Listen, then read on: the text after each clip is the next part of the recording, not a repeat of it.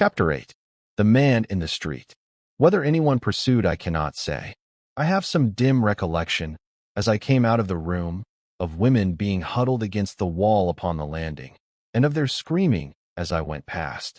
But whether any effort was made to arrest my progress, I cannot tell. My own impression is that not the slightest attempt to impede my headlong flight was made by anyone.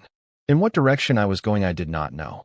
I was like a man flying through the phantasmagoric happenings of a dream, knowing neither how nor whither. I tore along what I suppose was a broad passage, through a door at the end into what, I fancy, was a drawing room. Across this room I dashed, helter-skelter, bringing down, in the gloom, unseen articles of furniture, with myself sometimes on top and sometimes under them. In a trice, each time I fell, I was on my feet again, until I went crashing against a window which was concealed by curtains. It would not have been strange had I crashed through it, but I was spared that. Thrusting aside the curtains, I fumbled for the fastening of the window. It was a tall French casement, extending, so far as I could judge, from floor to ceiling. When I had it open, I stepped through it on to the veranda without, to find that I was on the top of the portico which I had vainly essayed to ascend from below. I tried the road down which I had tried up, proceeding with a breakneck recklessness of which now I shudder to think. It was, probably, some 30 feet above the pavement, yet I rushed at the descent with as much disregard for the safety of life and limb as if it had been only 3. Over the edge of the parapet I went, obtaining, with my naked feet, a precarious foothold on the latticework. Then down I commenced to scramble. I never did get a proper hold, and when I had descended, perhaps, rather more than half the distance, scraping, as it seemed to me, every scrap of skin off my body in the process, I lost what little hold I had. Down to the bottom I went tumbling, rolling right across the pavement into the muddy road.